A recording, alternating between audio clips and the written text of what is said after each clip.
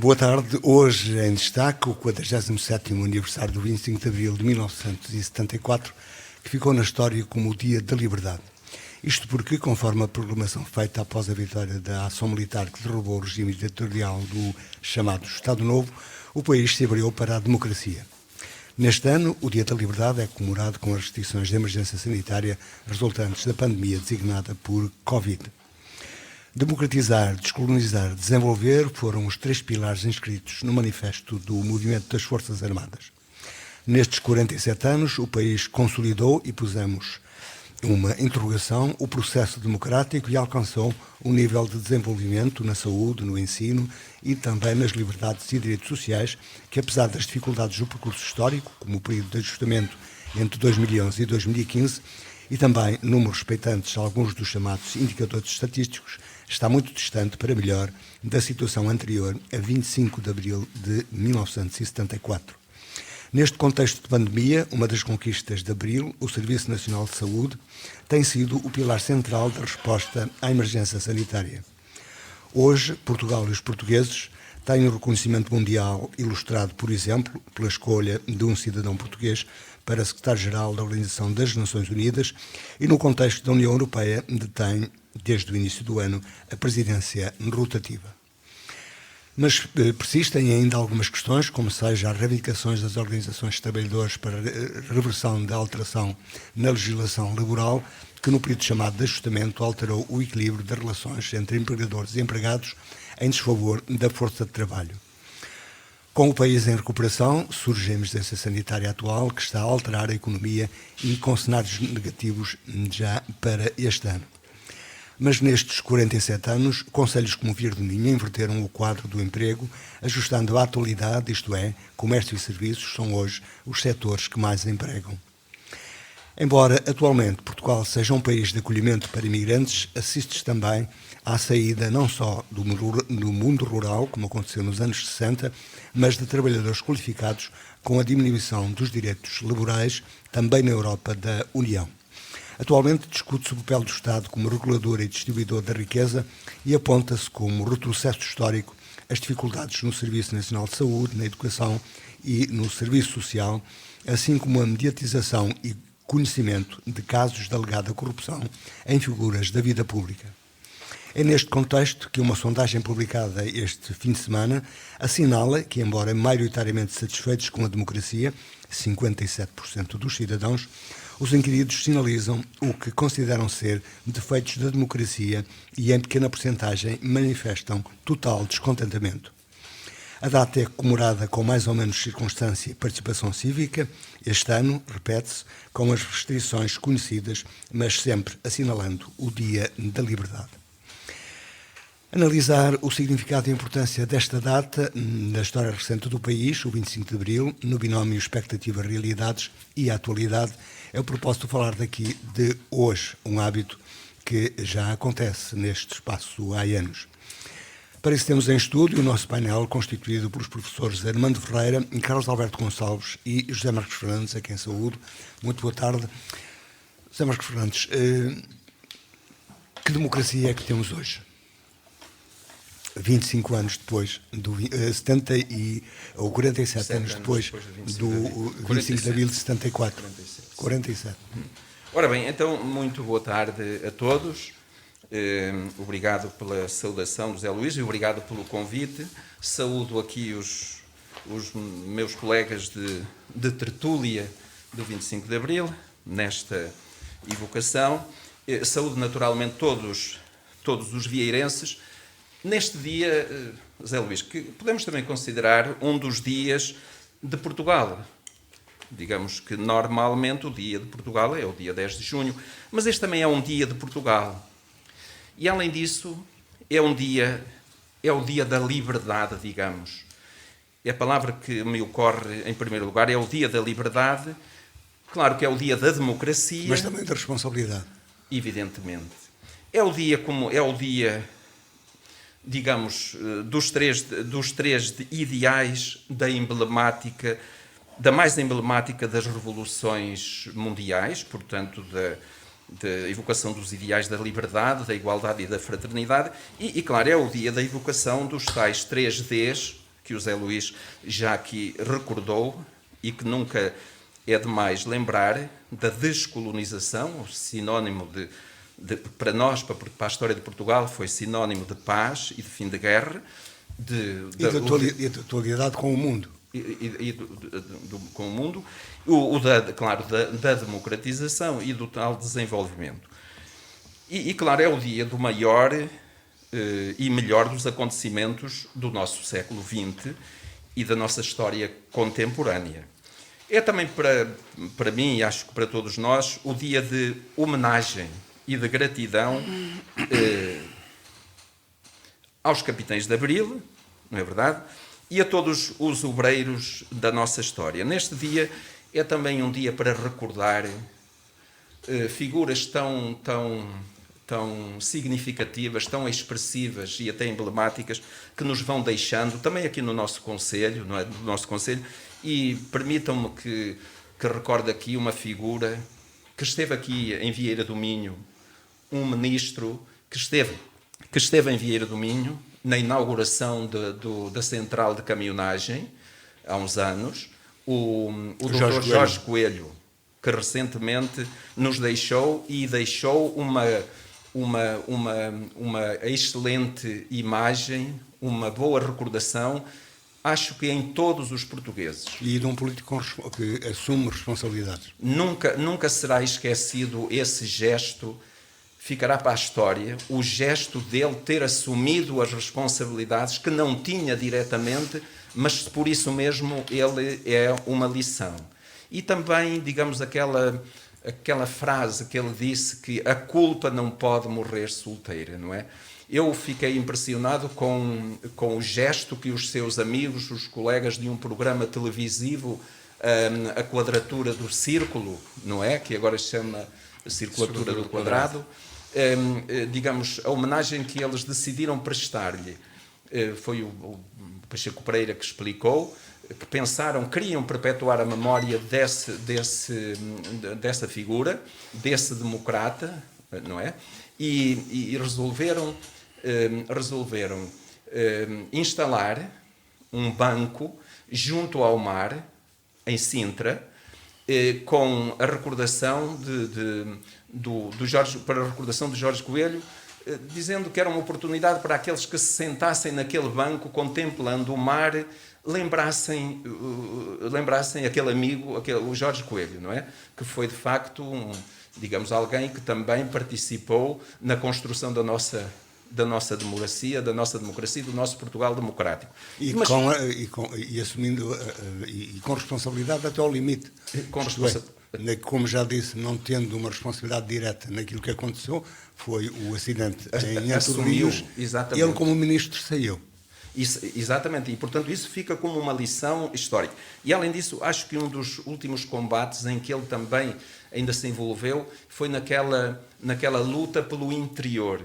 Ele era uma das figuras que participou nesse movimento pelo interior, não é hoje a altura de falar disso, mas ele era um dos interessados, dos participantes nesse combate pela luta pelo interior. E foi no interior que se fixou, incluindo até como empresário. Em Mangualde, finalmente, que deixou também uma imagem de empresário muito positiva.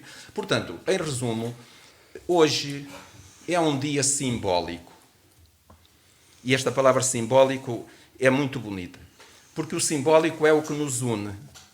E o 25 de Abril é um traço, é um elemento de união. É claro que isto não significa que não haja perspectivas, visões diferentes, mas como um dia simbólico, une-nos. Toda a gente sabe que o contrário de simbólico é diabólico.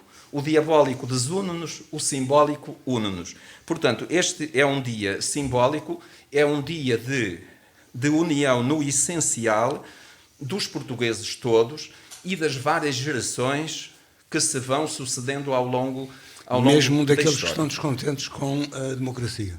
Evidentemente, ainda ontem eu ouvi um programa nesse sentido, que nada disso é de estranhar, isso pelo contrário é de saudar. Haver visões, posições, opiniões diferentes. Isto é o fruto da liberdade. É o fruto da liberdade. Ora bem, e pensando agora no sentido desta convocatória que o Zé Luís nos faz para conversarmos aqui, portanto, com os amigos Armando Ferreira e Carlos Alberto Gonçalves, pensando no sentido desta convocatória, eu penso que ela tem, de facto, este sentido de evocar, e não é só de evocar, é de atualizar o que este acontecimento do 25 de Abril representou e representa para a nossa história coletiva. E sobretudo para quem não a viveu. Para quem não a viveu. E já tem a democracia e a liberdade individual como um ato adquirido, ou como um facto adquirido. Exatamente por isso, a celebração do 25 de Abril, penso que deve ser uma oportunidade para não apenas recordar, mas atualizar aquilo que de essencial o 25 de Abril representou. O que de essencial, porque é evidente que as circunstâncias são outras, e, portanto, o acidental muda, as circunstâncias mudam, mas o essencial não muda. Como, aliás, a essência de Portugal não mudou com a ruptura do 25 de Abril, porque, enfim, em todas as crises, seja o 25 de Abril, seja o 28 de Maio, seja o 5 de Outubro, seja 1820, a Revolução Liberal, não é verdade que estamos a celebrar os 200 anos, todos esses momentos de ruptura não destroem o que é essencial na nossa vida coletiva e, portanto, também o essencial permanece, o acidental. E se eu disse bem inicialmente, proporcionou-nos avanços. Não estamos onde talvez pudéssemos estar e onde desejaríamos estar, mas estamos melhor.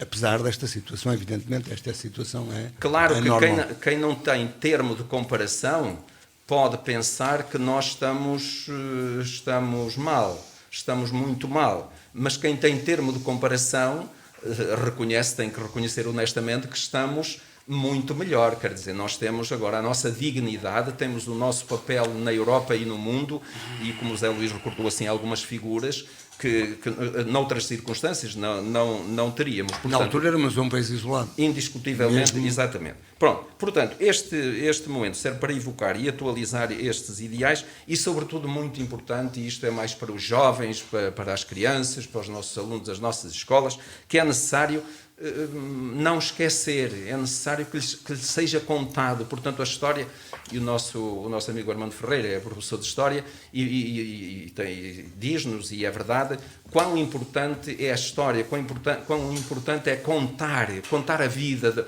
não apenas a vida individual, mas a nossa vida coletiva. Tudo isto é muito importante. E agora, eu não posso, enfim, continuar, temos que dar a palavra, mas eu, pensando no meu 25 de Abril de 2021, o de hoje, vieram à mente 5 palavras, que não posso falar, digamos, todas, mas as palavras que me vieram à mente, a primeira, e eu posso, portanto, só dizer a primeira palavra foi, de facto, a palavra liberdade. A palavra liberdade. Claro que as outras depois são justiça, corrupção, ética e fraternidade. Mas a primeira é a liberdade. E porquê é que eu falo da liberdade? Porque me recordo que na manhã de 26 de abril de 1974, quando eu ia atravessar a Alameda da Universidade de Lisboa, a caminho da Faculdade de Letras, uma televisão italiana, eu ia sozinho, veio ao meu encontro e fez-me uma pergunta. E a pergunta foi: o que foi para si o dia de ontem, o 25 de abril? Claro, eu fiquei um pouco atarantado, mas disse: foi o dia da liberdade. Foi o que me ocorreu naquele momento. Foi o dia da liberdade. Foi mesmo isso. E então o jornalista, o repórter, perguntou-me: e o que é para si a liberdade? E aí esta pergunta é que ainda me embaraçou mais. Mas ocorreu-me dizer assim: olhe, se me perguntar o que não é a liberdade, eu sei, porque via o que se passava ali até na universidade. Mas se me perguntar o que é a liberdade, ainda não sei. Portanto, já sem censura, sem autocensura. Já, não é? E, portanto, esta questão parece-me importante por vários motivos, mas, se calhar, sem liberdade não é possível ser homem. Não é possível ser homem. Pessoa. E quero dizer, não é possível ser homem. Hoje e depois quero dizer que... É bom que também é é uma evolução dos tempos, ser homem ou mulher, ser pessoa. Ser pessoa. Mas só mais uma coisa, Zé Luís. A liberdade, parece-me, hoje, nesta celebração do 25 de abril de 2021, que a liberdade, em muitos meios, e sobretudo, no interior das pequenas comunidades, é dos valores que talvez esteja mais ameaçado. E que, no meu entender, a liberdade deve ser libertada nestes pequenos meios. Depois exploramos isso melhor. Para já, Armando Ferreira, além do que quiser dizer, o que é que dirá a história? O que diz a história aos 47 anos de idade desta democracia? Não poder deixar, logicamente, de cumprimentar os meus colegas de painel, o Carlos Marques Fernandes e o José Luís, e também desejar um bom domingo abrilista a todos aqueles que nos estão a ouvir e que, independentemente da conjuntura em que vivemos, que não deixem de pensar abril, embora eu seja da opinião que abril faz sentido quando se pensa todos os dias. Abril deve-se pensar todos os dias. E deve-se pensar todos os dias porquê? Porque, como foi já dito aqui, a Revolução do 25 de Abril foi um dos acontecimentos mais importantes da história de Portugal. Foi a Revolução Luminosa. Ela foi uma revolução gloriosa, porque foi com esta revolução que Portugal saiu daquela situação do isolamento, do orgulhosamente sós. Portugal deixou de ser... Os portugueses deixaram de se sentir envergonhados perante o mundo. Com o 25 de Abril, Portugal abre as portas da autodeterminação aos países africanos que nós colonizamos e espezinhamos durante séculos, e com isso Portugal abriu-se ao mundo e passou a ser um país do mundo e da Europa, e, nomeadamente, em 1986, um país da União Europeia, na altura, a Comunidade Económica Europeia. Mas em África deixamos ficar também algumas situações por resolver. Sim, podemos lá ir, mas... E no tabuleiro da chamada geoestratégia... Podemos lá ir, e pode a história, nesse aspecto, falar com alguma segurança e cientificidade sobre isso, porque muitas vezes também se contam histórias mal contadas sobre o que foi o processo de descolonização e alguns erros que efetivamente surgiram, mas que têm explicação, e que muitas vezes Portugal não pode ter aquele papel de ónus como muitas vezes se pinta. Mas voltando à tal revolução, esta revolução, a Revolução do 25 de Abril, como eu disse, é tão importante que aproveito a oportunidade como professor de História para desmistificar a ideia de que a Revolução do 25 de Abril foi a revolução do cravo no cano de uma espingarda G3. Dá a entender que foi este processo simples e fácil. Não foi. Isto é um gesto de um fotojornalista. Sim, não foi.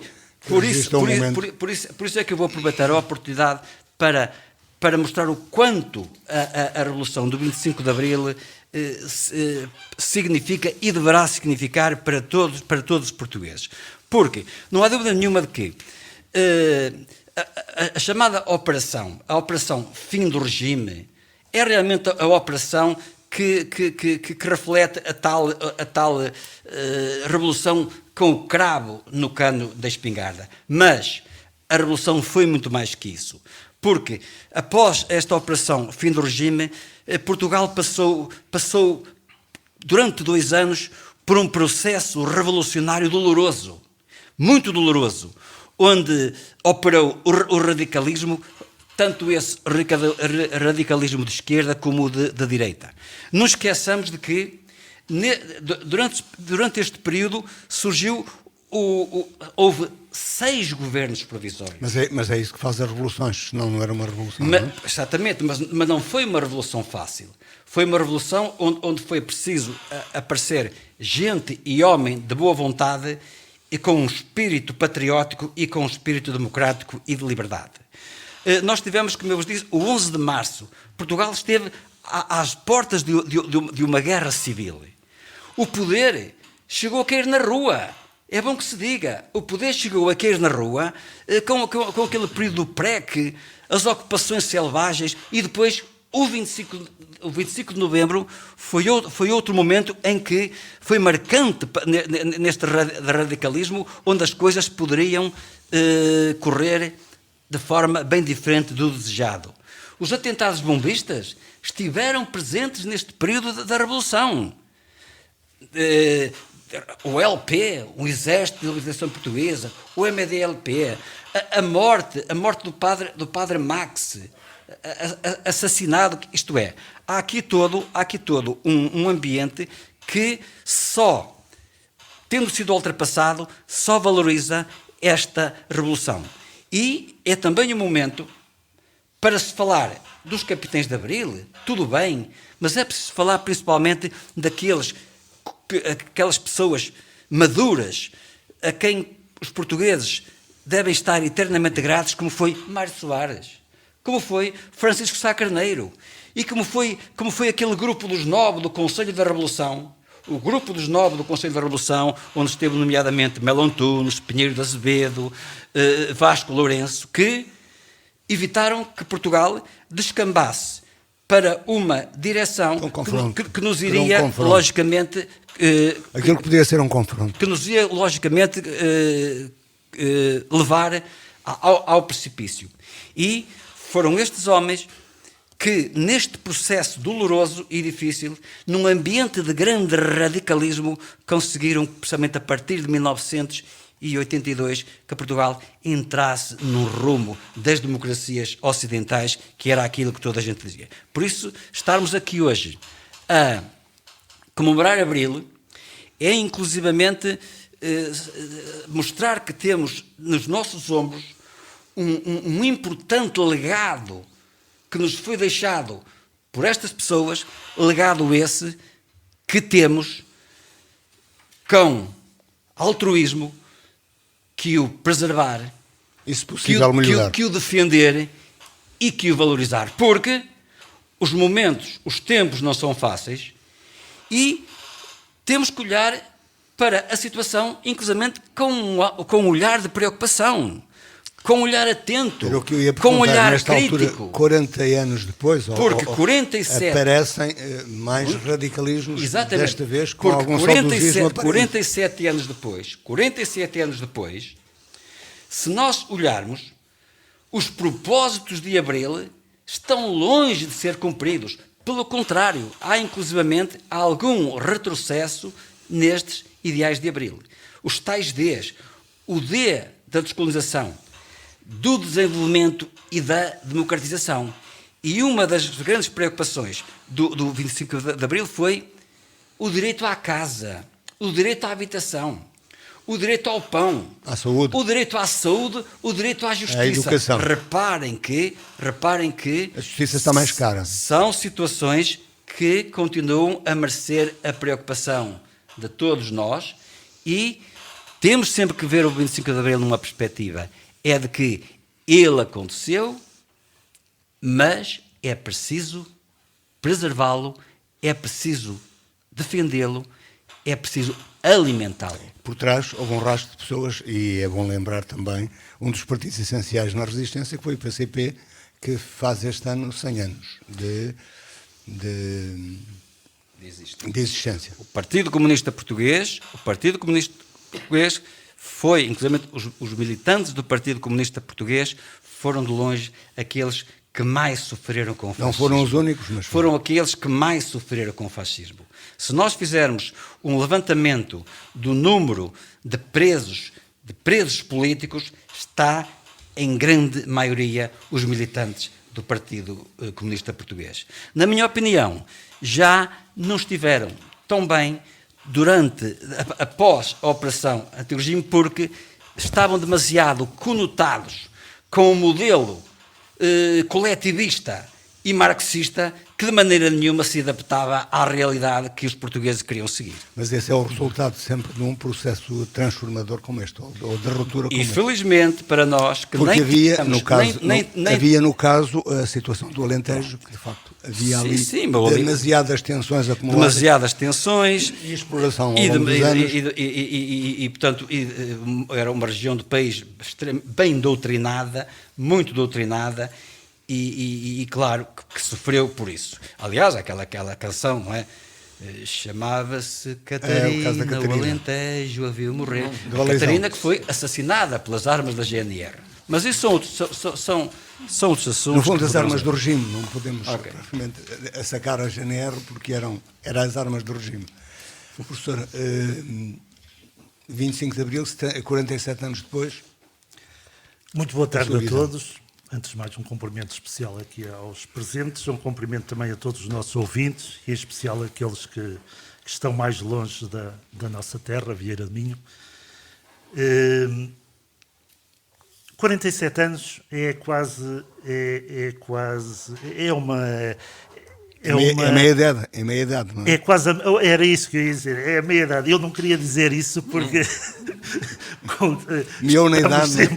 esperamos sempre parafraseando viver mais, mas a certeza é que não ficaremos cá eternamente. Portanto, já na altura. Será, digamos assim, uma meia-idade, e uma pessoa com 47 anos já é uma pessoa capaz e perfeitamente com as ideias amadurecidas e já sabe aquilo que quer e aquilo que não quer. É evidente que em relação ao... Mas parece que o nosso povo não percebe bem ainda. Ou são visões, como dizia Zamar. Vamos já, eu chego já a esse aspecto. Antes queria só salientar, porque acho pertinente aquilo que foi aqui dito, com o qual eu estou inteiramente de acordo, e é só ressalvar, dar alguma ênfase já ao dito. Liberdade, democracia, acho que são palavras que nós não podemos retirar ao falar do 25 de Abril. Mas também alguns precisarão de aprender a vivê-las. Sim, isso... Porque liberdade implica responsabilidade, democracia implica também respeito pelo outro e pela diferença. Isso é o outro ponto, se quisermos falar nos objetivos, e se já cumprimos todos os objetivos que estavam inerentes a esta revolução. É evidente que não. E o mal é que eles ainda são muitos. E já aqui foram falados alguns, a questão da justiça, a questão da corrupção, a questão da falta de ética, a democracia que não é... nem todos conseguem vivê-la como segundo as regras que nós temos instituídas, não é? Particulariza também as situações no mundo interior, na parte interior do país? E por consequência, o interior sofre sempre muito mais. Porque o interior está sempre longe dos locais onde as decisões são tomadas. E depois dá a impressão que continuamos a esquecer todos os dias o interior.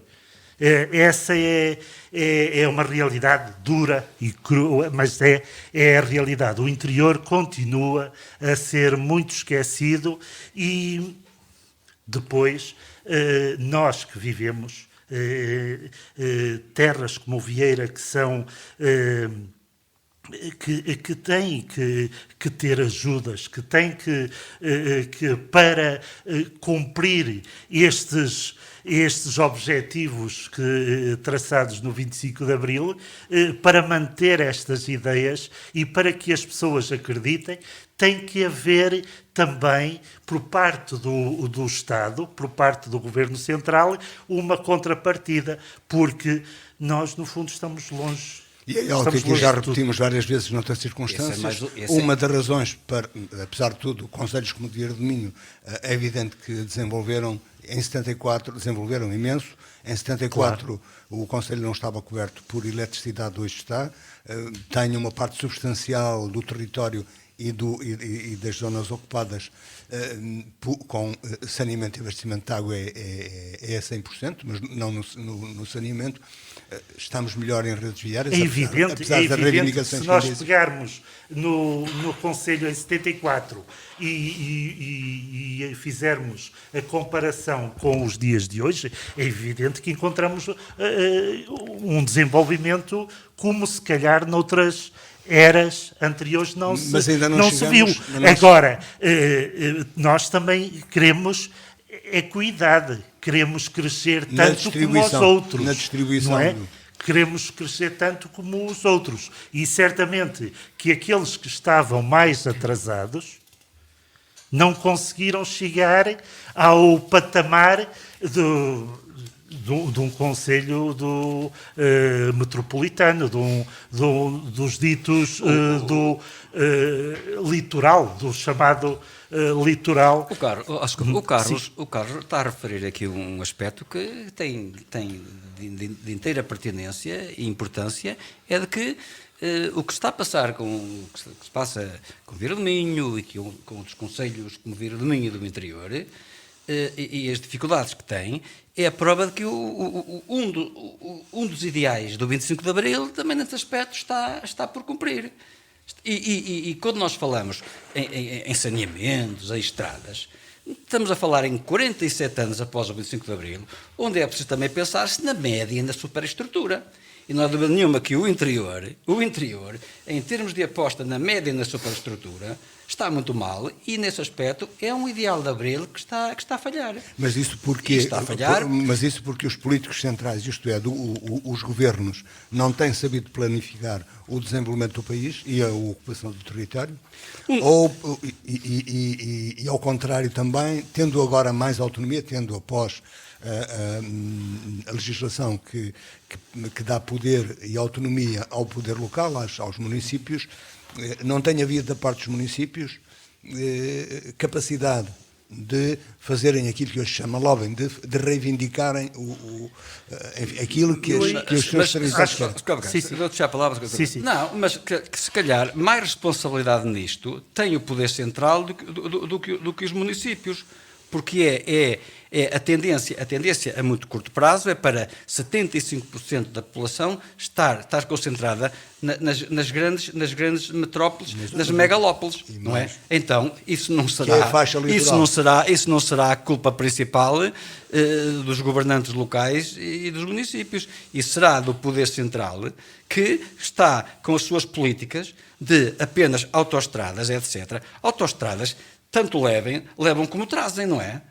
Também levam. Se não forem criadas as condições para as pessoas aí viverem, e não me parece que os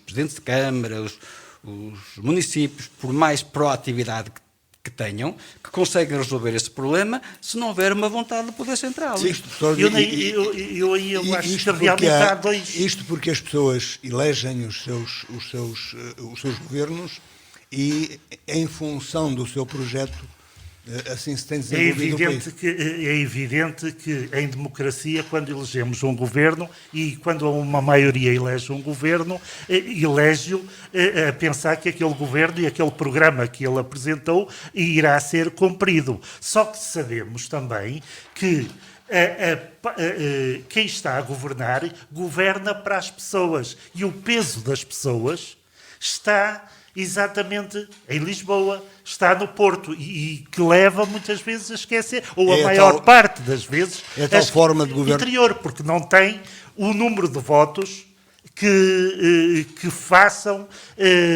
tremer, digamos assim, ou façam pensar quem está na decisão. Mas o interior tem coisas como esta, como tem o Alentejo, que também temos nós aqui em cima, que é matérias-primas, produtos minerais que apetecíveis para quem quer explorar. Quem quer explorar também quer bons acessos para poder mas é exatamente isso. Mas é exatamente isso. É que nós vemos, por exemplo, numa área metropolitana, como o Porto, como Lisboa, que eles têm, por exemplo, autoestradas, têm acessos até demais, podemos considerar demasiados. Eles próprios atropelam-se com tanta autoestrada. Com tanta saída, com tanta entrada. Com tantas vias. E nós dependemos de uma 103 com um trajeto definido não sei há quantos, antes da Revolução, antes do 25 de Abril, porque pouco ou nada mudou em relação ao acesso a Vieira. Evidente, por mais força que os municípios e quem está à frente dos municípios façam, isso não tem chegado aos ouvidos ou não tem feito com que sejam convencidos os governantes. Agora, que nós temos aquilo que daqui a uns anos, estou convencido, as grandes cidades vão começar a procurar, isso é verdade. Agora, temos é que exigir, e a palavra é mesmo, temos que exigir ser tratados como qualquer outro concelho, qualquer outra terra que esteja mais perto dos centros de decisão. Agora, tenho também outra ideia, e concordo perfeitamente com aquilo que o Armando disse, é que os órgãos municipais, os executivos municipais, têm feito e defendem tudo, fazem tudo por tudo para que obtenham benefícios para as suas terras. Agora isso consegue-se sempre? Não. Sabemos que muitas vezes... ou a maior parte das vezes não conseguimos. Nós até temos, e aqui Vieira é um exemplo, nós conseguimos dar eletricidade e energia para todo o país. O que é que recebemos em impostos da EDP concretamente para Vieira? Mas recebe rendas. E as rendas. Como recebe das eólicas. Sim, e as rendas têm sido atualizadas desde o início, do começo da barragem, da exploração elétrica e da ocupação das terras, que foram as melhores terras. As rendas pagam ou compensam minimamente os terrenos férteis. Os melhores terrenos, são os melhores. Esta zona ali de Guilhofrei, que chegou a ser uma espécie de celeiro do distrito, isso paga. E não é depois, não pagam. E eles sabem que não pagam. Eles sabem que não pagam. E depois vão dando assim uma espécie de um reboçado. Então é preciso, como aconteceu com a Europa, fundos estruturais no Orçamento de Estado. Depois dão assim uns reboçados, que é uns carros aos EDIs, havia o para eles PIDAC, escalarem. se não me engano. Era o PIDAC que acabou, mas... Lá no desenvolvimento do interior. Sim, que era uma forma. O PDR. Era uma forma. Agora temos... Pois, mas o PIDAC era do Orçamento do Estado. O PDR são fundos europeus. Era uma forma, e aí víamos, e eu ainda me lembro, das influências que cada presidente de Câmara ia tentando ter para que depois no Orçamento de Estado o PIDAC fosse mais ou menos favorável. Para os últimos 10, 15 minutos que temos para completar o programa, com base no que já foi dito e com base naquilo que é a amostra que nos dá esta sondagem, que nos diz 40% aproximadamente dos portugueses não estão satisfeitos ou pouco satisfeitos ou nada satisfeitos, ou apenas medianamente satisfeitos ou nada satisfeitos. 40% deles estão nesse caminho. Porquê? Porque de facto aconteceram coisas dessas. Os governos representam partidos ou alianças de partidos, funcionam em função dos seus programas, daqueles que apresenta naturalmente aos eleitores, e isso cria estes desequilíbrios.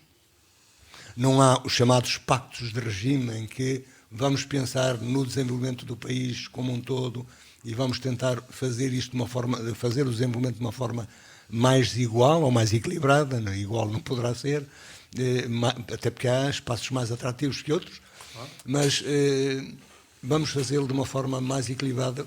Por isto mesmo, é isto que traz, que reflete esta sondagem, esta amostra? José Luís, pronto, eu desisto do meu de abordar aqueles temas que tinha em mente, de falar da questão da justiça, da corrupção, da ética, que no fundo só isso nos levava longe, quer dizer, o que falta é ética. Mas hoje haverá qualquer português, sim, mesmo que com pouca literacia, que não tenha noção de que quem tem um cargo desses tem responsabilidades, isso não as cumpre, tem que ser julgado por isso? A questão, o Armando disse, e muito bem, que os valores e os ideais de Abril estão longe de ser cumpridos. E eu, na minha primeira intervenção, comecei por falar de um dos valores que não está cumprido, que é o tal valor da liberdade. E fui dizendo que a liberdade é a condição para ser homem. Não podemos ser humanos se não formos livres.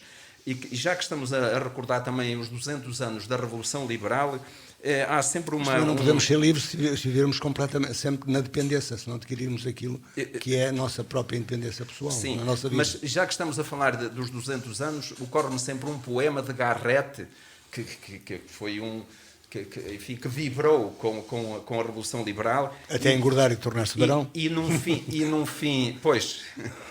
fim desse poema, ele diz, é um verso que nos devia fazer pensar, que nos faz pensar exatamente nisto. Diz ele assim: sejamos sempre heróis e sempre livres, sejamos como sempre portugueses. E depois diz assim: vivamos livres ou morramos homens.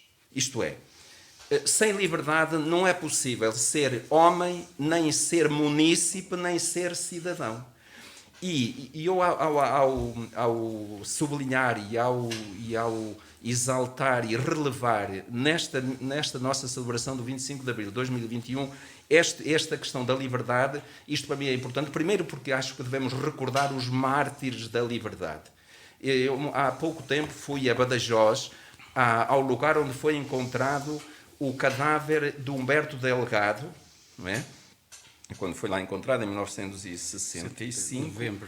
Em 65, e lá está escrita numa das lápides esta frase: estou pronto para morrer pela liberdade. E isto disse ele em maio de 1958, aqui bem perto de nós, em Chaves. Estou pronto a morrer pela liberdade. E morreu, ou foi morto, pela liberdade. E, portanto, a liberdade não é um valor qualquer. A liberdade é o valor maior do ser humano e da nossa sociedade. Ora bem, e então isto é muito importante. Claro que não é fácil, porque temos que aprender, como diz o Paulo de Carvalho, os meninos à volta da fogueira vão saber o que custou a liberdade, não é? E, portanto, a liberdade tem que se aprender e tem que se ensinar. E, a propósito disto, eu gostava aqui também de recordar outra coisa ainda sobre a liberdade. Depois vou comentar esta questão que o Armando e o Carlos enunciaram, que há dias um amigo mandou-me um mail com um texto atribuído e que dizia que era do general Ramalhianes. E eu digo assim, que maravilha de texto. O texto corre por aí, neste tal submundo das redes sociais, que eu não tenho, mas... Um dia, se quiserem, podemos falar dele. Sim, o submundo das redes sociais. Mas é um meme, chama-se um meme, não é? Um meme atribuído a Ramalhianes, que diz assim: a desobediência civil não é o nosso problema. A desobediência, que também se pode desobedecer. Se uma lei do Estado violar a nossa consciência de seres humanos e de cidadãos, temos o direito de nos rebelar contra o Estado, não é? Portanto, diz ele. Mas a desobediência civil não é o nosso problema, diz ele. O nosso problema é a obediência civil. É a obediência civil. O que é que ele quer dizer com isso? A obediência civil significa a subserviência, a submissão ao poder, aos órgãos de poder. E eu, quando há bocadinho disse que, de facto, temos um problema de liberdade no interior, nos municípios do interior, nas pequenas comunidades, e é por isso. É que... Nas grandes comunidades dilui-se mais. Dilui-se mais. Mas nas pequenas comunidades, a liberdade está sequestrada e está penhorada por um emprego, por uma promessa de emprego, pelo medo de ser punido por uma transgressão qualquer numa obra, pelo medo de não ser aprovada uma obra, e tudo isto são condicionalismos que impedem a liberdade e de ser livres. Portanto, para mim, esta questão é muito importante. Agora, relativamente... Mas há sempre, o cidadão tem o tal direito à rebelião, quer dizer, isto é... Sim, mas não estando condicionado e estando em causa a promessa do emprego, a precariedade. E é por isso que quanto maior for a população, ou dito de outra maneira, quanto menos perdermos população, menos teremos esse condicionalismo. Exatamente, Carlos, é isso. Quer dizer, isto é mais próprio das pequenas comunidades. Pronto. Mas depois da justiça podemos falar que isso é outra questão. Esta desgraça não podemos. Nós não temos justiça, nós temos doutores da lei, mas não temos doutores de justiça. E é o que nos falta. E os doutores da lei já foram condenados no tempo de Jesus. Os doutores da lei eram um dos alvos da sua crítica, eram os doutores da lei, não é? Que a lei dizia para apedrejar a mulher, tinha que se apedrejar. E agora temos umas leis que diz que o crime prescreveu, não é? Por isso que agora se diz que é mais um santo que é em Portugal, é são prescritos. E a discussão que se faz agora à volta de uma lei já existente, que é do enriquecimento Ora bem, aí está. Por parte de políticos, em que neste momento, segundo as leituras que têm feito à volta disso, e o que têm ouvido à volta disso, quem acusa é que tem por dar. Mas, Zé Luís, aí está outra coisa. Essa lei não vai resolver nada. Porquê? Porque essa lei do enriquecimento injustificado ou ilícito, porque é que isso não vai resolver? Isso não vai resolver porque o problema não é da lei. O problema é da justiça. O problema é da justiça. E que nós precisamos é ter doutores da justiça e não doutores da lei. Porque eu fiquei escandalizado quando um advogado me disse, eu lhe perguntei, doutor, mas quando no tribunal se decide, tem-se em consideração esse princípio sagrado da justiça, do direito? Ele, não. Diz-me assim, disse-me na cara, não. O que se tem em consideração é a conformidade ou não com a lei. E eu digo assim, mas isto é uma vergonha. Isto é uma vergonha. Portanto, e então, daqui, um outro ponto que eu ia dizer era o seguinte, que era o problema depois da corrupção e o problema da ética, podemos dar as voltas que dermos.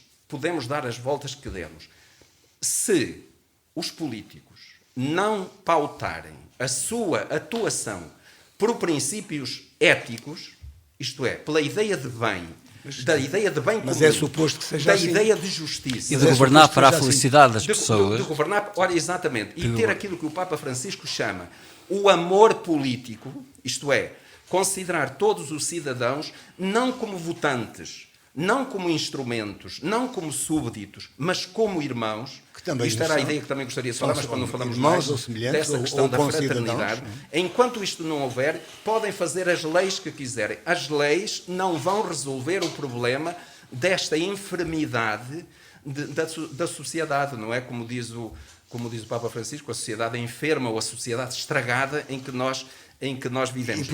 E por aí nós chegamos a esta insatisfação dos cidadãos. Exatamente, esta insatisfação. Eu também fiquei fiquei chocado, preocupado com essa estatística, não é verdade? Quer dizer, esta descrença, pronto. Isto é uma amostra. Exatamente. Agora, Mas acho que em relação a essa sondagem ainda há outro pormenor.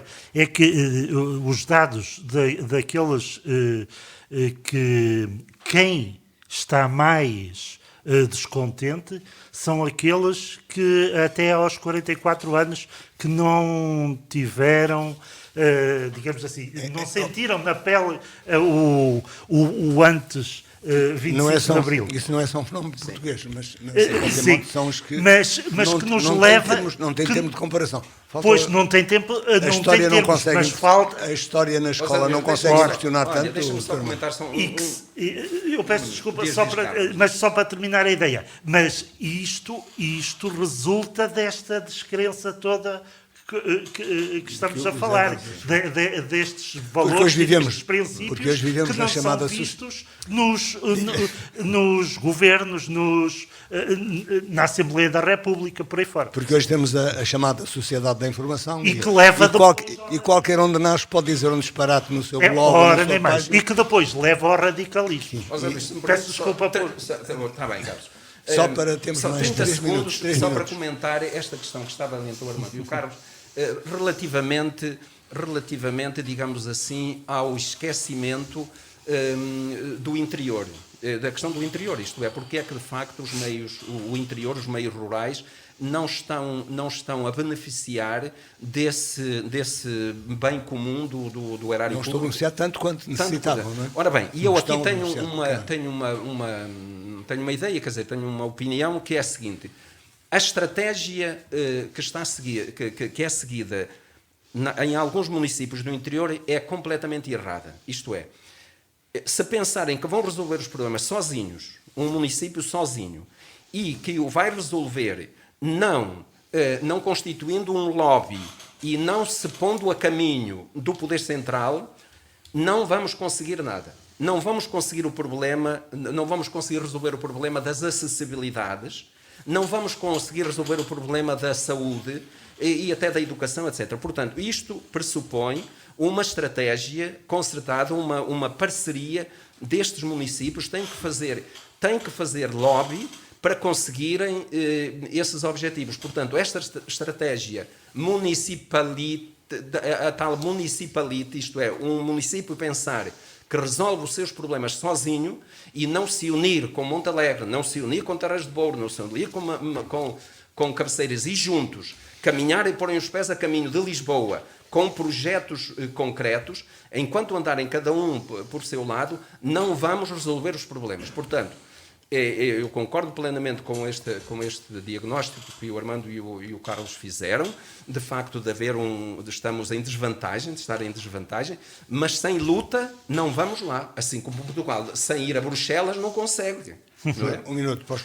Não, eu concordo com isso, mas também sei por experiência própria que foram criadas as comunidades intermunicipais e também mesmo nas comunidades intermunicipais vemos que os grandes municípios também têm essa tendência a... É o que faz alguns duvidar até do equilíbrio da regionalização. Pois. Daí, e não me admira cada vez mais os autarcas estarem convencidos que o José Marcos Fernandes é aqui a ética política e a responsabilidade das pessoas que se deve sobrepor. Mas dizia eu que a maioria dos autarcas está a mudar de opinião e está favorável a uma regionalização porque julga que seja essa a melhor via, porque conforme estão as coisas não têm conseguido alcançar os objetivos. É mais outro tema para repetir. Armando Ferreira, só para concluir. Para concluir, estes números não me admiram nada. Por exemplo, só 10% das pessoas é que acreditam numa democracia plena. Eu, por exemplo, não acredito numa democracia plena, até porque a democracia plena é viver numa república utopiana, não é? Do Tomás Moro ou do Gargantua Pantagruel.